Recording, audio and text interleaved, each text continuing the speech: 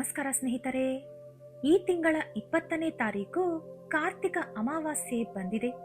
ಕಾರ್ತಿಕ ಅಮಾವಾಸ್ಯೆ ದಿನವಾಗಲಿ ಅಥವಾ ಅಮಾವಾಸ್ಯೆ ಬರುವುದಕ್ಕೂ ಒಳಗಾಗಲಿ ನಿಮ್ಮ ಕಣ್ಣಿಗೆ ದಾಸವಾಳ ಗಿಡ ಕಾಣಿಸಿದರೆ ಈ ರೀತಿ ಮಾಡಿ. ಅತಿ ಬೇಗನೆ ಚಿನ್ನ, ಮನೆ, ಪ್ಲಾಟ್ ಅಥವಾ ಭೂಮಿ ಕೊಂಡುಕೊಳ್ಳುವಂತ ಯೋಗ ಬರುತ್ತದೆ. ನಮಗೆ ಕಾರ್ತಿಕ ಮಾಸ ತುಂಬಾನೇ ಪವಿತ್ರ. ಈ ತಿಂಗಳಿನಲ್ಲಿ ಪ್ರತಿಯೊಂದು ದಿನ ಕೂಡ ಪವಿತ್ರವಾದುದು. ಮುಖ್ಯವಾಗಿ ಈ ತಿಂಗಳಿನಲ್ಲಿ ಬರುವಂತ ಸೋಮವಾರಗಳಿಗೆ ಹೆಚ್ಚು ಪ್ರಾಮುಖ್ಯತೆ ಇದೆ. ಇಷ್ಟೊಂದು ಪವಿತ್ರವಾದ ಕಾರ್ತಿಕ ಮಾಸದಲ್ಲಿ ದಾಸವಾಳ ಗಿಡ ಕಾಣಿಸಿದರೆ ಈ ರೀತಿ ಮಾಡುವುದರಿಂದ ನಿಮಗಿರುವಂತ ಹಣದ ಸಮಸ್ಯೆ, ಸಾಲಬಾಧೆ, ಕಷ್ಟ, ಕುಟುಂಬ ಸಮಸ್ಯೆ, ಆರ್ಥಿಕ ಸಮಸ್ಯೆ, ಅನಾರೋಗ್ಯ ಸಮಸ್ಯೆ, ಇನ್ನಿತರೆ ಯಾವ ಸಮಸ್ಯೆಯಿಂದ ನೀವು ಬಳಲುತ್ತಿದ್ದರೋ ಆ ಎಲ್ಲಾ ಸಮಸ್ಯೆಗಳಿಂದ ಹೊರಬಂದು ನೀವು ಯಾವುದಾದರೂ ಕೋರಿಕೆ ಇಟ್ಟುಕೊಂಡಿದ್ದರೆ ಆ ಕೋರಿಕೆ ಕೂಡ ಈಡೇರುತ್ತದೆ. ಪರಿಹಾರ ತಿಳಿದುಕೊಳ್ಳೋಕು ಮುಂಚೆ ನೀವಿನ್ನೂ ನಮ್ಮ ಚಾನೆಲ್ ಅನ್ನು ಸಬ್ಸ್ಕ್ರೈಬ್ ಮಾಡ್ಕೊಂಡಿಲ್ಲ ಅಂದ್ರೆ ಖಂಡಿತ ಈಗಲೇ ಸಬ್ಸ್ಕ್ರೈಬ್ ಮಾಡ್ಕೊಳ್ಳಿ. ಹಾಗೆ ಈ ವಿಡಿಯೋ ಇಷ್ಟ ಆದ್ರೆ ಮರೀದೆ ಒಂದು ಲೈಕ್ ಕೊಡಿ. ಸ್ನೇಹಿತರೆ, ವೀವ್ಸ್ಗೋಸ್ಕರ ಏನೇನೋ ಹೇಳ್ತಾರೆ. ಗಿಡಕ್ಕೆ ಏನೋ ಮಾಡಿದ್ರೆ ನಮ್ಮ ಜೀವನ ಯಾವ ರೀತಿ ಬದಲಾಗುತ್ತೆ, ನಮ್ಮ ಕಷ್ಟಗಳು ಹೇಗೆ ಹೋಗುತ್ತೆ ಅಂತ ನೀವು ಅಂದ್ಕೋಬಹುದು. ಆದ್ರೆ ಇದು ಸುಳ್ಳಲ್ಲ. ಒಂದು ಸಲ ಮಾಡಿದ ಮೇಲೆ ನಿಮಗೆ ಅರ್ಥ ಆಗುತ್ತೆ. ಅತಿ ಬುದ್ಧಿವಂತಿಕೆ ಅನ್ನೋದು ಎಲ್ಲಾ ಸಮಯದಲ್ಲೂ ಕೆಲಸ ಮಾಡಲ್ಲ. ಎಲ್ಲವನ್ನು ನಾವು ನೆಗೆಟಿವ್ ಆಗಿ ನೋಡೋದ್ರಿಂದ ತುಂಬಾ ಸಲ ಬಾಗಿಲಿನವರೆಗೂ ಬಂದ ಅದೃಷ್ಟನ ಹಾಗೆ ನಾವು ಹಿಂದಕ್ಕೆ ಕಳಿಸ್ಬಿಡ್ತೀವಿ. ನೀವು ದುಡ್ಡು ಖರ್ಚು ಮಾಡೋ ವಿಷಯ ಇದ್ರೆ ಒಂದಷ್ಟು ಸಲ ಯೋಚನೆ ಮಾಡಿದ್ರೂ ತಪ್ಪಿಲ್ಲ. ಆದ್ರೆ ಖರ್ಚಿಲ್ಲದೆ ಮಾಡುವಂತ ಪರಿಹಾರಗಳು ಇದ್ರೆ ಮಾತ್ರ ಅದನ್ನ ತಪ್ಪದೆ ನೀವು ಒಂದು ಸಲ ಮಾಡೋದ್ರಿಂದ ನಿಮಗಾಗುವಂತ ನಷ್ಟ ಇಲ್ಲ. ಈ ಪರಿಹಾರ ನೀವು ಇವತ್ತಿಂದ ಕಾರ್ತಿಕ ಅಮಾವಾಸ್ಯೆ ದಿನದವರೆಗೂ ಯಾವತ್ತು ಬೇಕಾದ್ರೂ ಮಾಡಬಹುದು. ಈ ವಿಡಿಯೋದಲ್ಲಿ 4 ಪರಿಹಾರಗಳನ್ನ ತಿಳಿಸ್ಕೊಡ್ತೀನಿ. ಇವುಗಳಲ್ಲಿ ನೀವು ಒಂದು ಪರಿಹಾರ ಮಾಡಿದ್ರೂ ಸರಿ ಹೋಗುತ್ತೆ. ಇನ್ನೊಂದು 4 ದಿನಗಳಲ್ಲಿ ಕಾರ್ತಿಕ ಮಾಸ ಮುಗೀತಾ ಇದೆ. ಹಾಗಾಗಿ ಈ ತಿಂಗಳಿನಲ್ಲಿ ನೀವು ಮಾಡಬೇಕಾದಂತ ಕೆಲಸಗಳ ಬಗ್ಗೆ ಒಂದೆರಡು ಮಾತಲ್ಲಿ ತಿಳಿಸ್ಕೊಡ್ತೀನಿ. ಈ ತಿಂಗಳಿನಲ್ಲಿ ನೆಲ್ಲಿಕಾಯಿ ದೀಪ ಹಚ್ಚಿದರೆ ಲಕ್ಷ್ಮೀ ನಾರಾಯಣ ಹಾಗೂ ಪರಮೇಶ್ವರನ ಆಶೀರ್ವಾದ ಸಿಗುತ್ತದೆ. ಹಾಗಾಗಿ ಇದುವರೆಗೂ ನೆಲ್ಲಿಕಾಯಿ ದೀಪ ಹಚ್ಚಿಲ್ಲ ಅಂದ್ರೆ ಈ 4 ದಿನದ ಒಳಗಡೆ ಒಂದು ಸಲ ಹಚ್ಬಿಡಿ. ಇನ್ನು ಈ ತಿಂಗಳಿನಲ್ಲಿ ವನಭೋಜನ ಮಾಡಿದರೆ ತುಂಬಾ ಒಳ್ಳೆಯದು.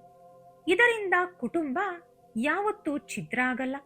ಹಾಗಾಗಿ ಸಾಧ್ಯ ಆದ್ರೆ ನೆಲ್ಲಿಕಾಯಿ ಗಿಡದ ಮುಂದೆ ಕುಳಿತುಕೊಂಡು ವನಭೋಜನ ಮಾಡಿ, ಅಥವಾ ಯಾವುದಾದರೂ ಹಣ್ಣಿನ ಮರ, ಮಾವಿನ ಹಣ್ಣು, ಬಾಳೆಹಣ್ಣು, ಈ ರೀತಿ ಯಾವುದಾದ್ರೂ ಹಣ್ಣಿನ ಮರದ ಕೆಳಗೆ ಕುಳಿತುಕೊಂಡು ಕೂಡ ವನಭೋಜನ ಮಾಡಬಹುದು. ಹಾಗೆ ಈ ತಿಂಗಳಿನಲ್ಲಿ ಶಿವ ಹಾಗೂ ವಿಷ್ಣು ದೇವಾಲಯಕ್ಕೆ ಒಂದು ಸಲನಾದರೂ ಭೇಟಿ ಕೊಟ್ಟು ದೇವಾಲಯದಲ್ಲಿ ದೀಪ ಹಚ್ಚಿ ಬಂದರೆ ಸಾಕ್ಷಾತ್ ಶಿವ ಮತ್ತು ವಿಷ್ಣುವಿನ ಮುಂದೆ ದೀಪ ಹಚ್ಚಿದಷ್ಟು ಪುಣ್ಯ ಬರುತ್ತದೆ. ಇನ್ನು ಶನಿ ದೋಷಗಳು ಹಾಗೂ ನಾಗದೋಷಗಳು ಇದ್ದರೆ ಕಾರ್ತಿಕ ಮಾಸದಲ್ಲಿ ನಾಗರಹಾವು ವಿಗ್ರಹಗಳ ಮೇಲೆ ಹಾಲಿನಿಂದ ಅಭಿಷೇಕ ಮಾಡಿದರೆ ಆ 2 ದೋಷಗಳು ಕೂಡ ನಿವಾರಣೆಯಾಗುತ್ತದೆ. ಈಗ ನಾವು ನಮ್ಮ ವಿಡಿಯೋ ಮೇನ್ ಪಾಯಿಂಟ್ಗೆ ಬರೋಣ. ನಾವೆಲ್ಲ ಕೂಡ ದಾಸವಾಳ ಗಿಡವನ್ನು ಎಲ್ಲಾ ಹೂವಿನ ಗಿಡದಂತೆ ಇದು ಕೂಡ ಒಂದು ಹೂವಿನ ಗಿಡ ಎಂದು ನೋಡ್ತೀವಿ. ಆದ್ರೆ ದಾಸವಾಳ ದೇವತಾ ವೃಕ್ಷಗಳಲ್ಲಿ ಒಂದು. ಇದು ಸಾಕ್ಷಾತ್ ಮಹಾಲಕ್ಷ್ಮಿ ಸ್ವರೂಪ.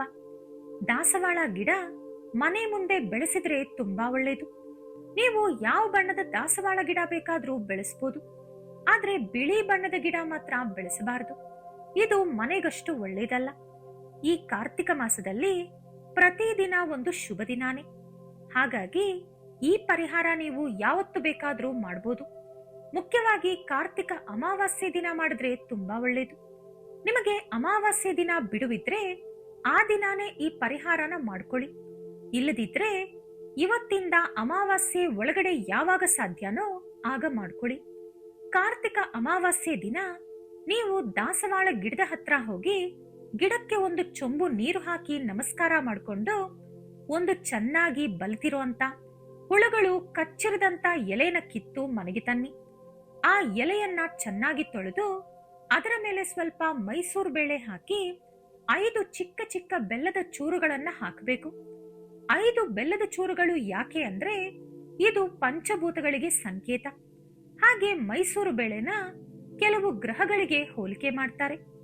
ಈ 2 ಪದಾರ್ಥಗಳನ್ನ ದಾಸವಾಳ ಎಲೆ ಮೇಲೆ ಹಾಕಿ ಆ ಎಲೆಯನ್ನ ಗೋಮಾತೆಗೆ ತಿನ್ನಿಸ್ಬೇಕು. ಇದನ್ನ ನೀವು ತಿನ್ನಿಸೋವಾಗ ನಿಮ್ಮ ಮನಸ್ಸಲ್ಲಿರುವಂತ ಕೋರಿಕೆ ಅಥವಾ ನಿಮಗೆ ಇರುವಂತ ಕಷ್ಟಗಳು, ನೀವು ಯಾವ ಕಷ್ಟದಿಂದ ಹೊರಬರಬೇಕು ಅಂದ್ಕೋತಾ ಇದ್ದೀರೋ ಆ ಕಷ್ಟವನ್ನ ಹೇಳ್ಕೊಂಡು ಅದಕ್ಕೆ ಪರಿಹಾರ ಸಿಗಬೇಕು ಅಂತ ಮನಸ್ಸಲ್ಲಿ ಅಂದುಕೊಂಡು ಆ ಎಲೆನ ಗೋಮಾತೆಗೆ ತಿನ್ನಿಸಿ. ಇದು ಮೊದಲನೇ ಪರಿಹಾರ. ಇನ್ನು ಎರಡನೇ ಪರಿಹಾರ ಅಂದ್ರೆ ನೀವು ಮನೆಗೆ ತಂದ ದಾಸವಾಳ ಎಲೆ ಮೇಲೆ ಪೂರ್ತಿಯಾಗಿ ಅರಿಶಿಣ ಹಚ್ಚಿ ಅದರ ಮೇಲೆ ಸ್ವಲ್ಪ ಸಾಸಿವೆ ಹಾಕಿ ಮೇಲೆ ಸ್ವಲ್ಪ ಕಲ್ಲುಪ್ಪು ಹಾಕಿ ಅದರ ಮೇಲೆ ಒಂದು ಚೆನ್ನಾಗಿ ಹಣ್ಣಾದಂತ ನಿಂಬೆ ಹಣ್ಣನ್ನ 2 ಭಾಗಗಳಾಗಿ ಕತ್ತರಿಸಿ ಇಟ್ಟು ಆ ನಿಂಬೆ ಹಣ್ಣಿನ ಮೇಲೂ ಕೂಡ ಸ್ವಲ್ಪ ಕಲ್ಲುಪ್ಪು ಹಾಕಿ ಅದನ್ನ ನಿಮ್ಮ ಮನೆ 4 ಮೂಲೆಗಳಿಗೂ ತೋರಿಸ್ಕೊಂಡು ಬನ್ನಿ. ಆಮೇಲೆ ಯಾವ್ದಾದ್ರೂ ಒಂದು ಮೂಲೆಯಲ್ಲಿ ಅದನ್ನ ಇಟ್ಟು ಒಂದು ದಿನ ಪೂರ್ತಿ ಅಂದ್ರೆ 24 ಗಂಟೆಗಳ ಕಾಲ ಹಾಗೆ ಅದನ್ನ ಬಿಟ್ಟು ಅದರ ನಂತರ ಆ ಎಲೆನ ಯಾರು ತುಳಿದೇ ಇರುವಂತ ಪ್ರದೇಶದಲ್ಲಿ ಅಥವಾ ಹರಿಯೋ ನೀರಿನಲ್ಲಿ ಎಸಿಬೇಕು. ಆದ್ರೆ ಹುಷಾರಾಗಿ ಎಲೆ ಮೇಲಿಟ್ಟಿರುವಂತ ಸಾಸಿವೆ, ನೀರು, ನಿಂಬೆಹಣ್ಣು ಯಾವುದು ಕೂಡ ಕೆಳಗೆ ಬೀಳದಂತೆ ನೋಡ್ಕೊಳ್ಳಿ. ಪೂರ್ತಿಯಾಗಿ ಆ ಎಲೆಯಲ್ಲಿ ಏನೇನಿದ್ಯೋ ಎಲ್ಲವನ್ನು ಕೂಡ ಎಸೆದ್ಬಿಡಿ. ಇದು ಎರಡನೇ ಪರಿಹಾರ. ಇನ್ನು ಮೂರನೇ ಪರಿಹಾರ ಏನಂದ್ರೆ ಒಂದು ದಾಸವಾಳ ಎಲೆ ಮೇಲೆ ಒಂದು ಚಿಕ್ಕ ಮಣ್ಣಿನ ದೀಪ ಇಟ್ಟು ಅದರಲ್ಲಿ ಕಲ್ಲುಪ್ಪನ್ನ ಹಾಕಿ ಅದರ ಮೇಲೆ ಒಂದು ಉಮ್ಮತ್ತಿ ಕಾಯನ್ನ ಇಟ್ಟು ಆ ಕಾಯಿ ಒಳಗಡೆ ಇರುವಂತ ಪದಾರ್ಥ ಎಲ್ಲ ತೆಗೆದು ಅದರಲ್ಲಿ ಹಸು ತುಪ್ಪನ ತುಂಬಿ 2 ಬತ್ತಿಗಳನ್ನಿಟ್ಟು ದೀಪ ಹಚ್ಚಬೇಕು. ಆ ದೀಪನ ಶಿವನ ಫೋಟೋ ಮುಂದೆ ಇಡಬೇಕು. ಇನ್ನು 4ನೇ ಪರಿಹಾರ ಏನಂದ್ರೆ ಒಂದು ದಾಸವಾಳ ಎಲೆ ಮೇಲೆ ಒಂದು ಮಣ್ಣಿನ ದೀಪ ಇಟ್ಟು ಅದರಲ್ಲಿ ಹಸು ತುಪ್ಪ ಹಾಕಿ ದೀಪ ಹಚ್ಚಬೇಕು. ಇದನ್ನ ಕೂಡ ಶಿವನ ಫೋಟೋ ಮುಂದೆ ಇಡಬೇಕು. ಈಗ ನಾನು ಹೇಳಿದಂತ ಈ 4 ಪರಿಹಾರಗಳಲ್ಲಿ ಒಂದು ಪರಿಹಾರವನ್ನು ಅಮಾವಾಸ್ಯೆ ದಿನ ಮಾಡೋಕೆ ಪ್ರಯತ್ನ ಪಡಿ. ಹಾಗೆ ಎಲ್ಲಾ ಪರಿಹಾರಗಳು ಕೂಡ ಸಂಜೆ 6 ಗಂಟೆ ನಂತರ ಮಾತ್ರ ಮಾಡಬೇಕು. ಇಲ್ಲಿ ನೀವು ಮಾಡ್ತಿರೋಂತ ಖರ್ಚು ಏನೂ ಇಲ್ಲ, ಆದ್ರೆ ಇದರಿಂದ ನಿಮಗೆ ಬರುವಂತ ಲಾಭಕ್ಕೆ ಲೆಕ್ಕ ಇಲ್ಲ. ಈ ವಿಡಿಯೋ ಇಷ್ಟ ಆದ್ರೆ ಲೈಕ್ ಮಾಡಿ, ಶೇರ್ ಮಾಡಿ. ಇಂತಹ ಹೆಚ್ಚಿನ ಉತ್ತಮ ಮಾಹಿತಿಗಳಿಗಾಗಿ ತಪ್ಪದೇ ನಮ್ಮ ಚಾನೆಲ್ ಅನ್ನು ಸಬ್ಸ್ಕ್ರೈಬ್ ಮಾಡ್ಕೊಳ್ಳಿ. ನಾಳೆ ಮತ್ತೊಂದು ವಿಡಿಯೋದೊಂದಿಗೆ ಪುನಃ ಭೇಟಿಯಾಗೋಣ. ಧನ್ಯವಾದಗಳು.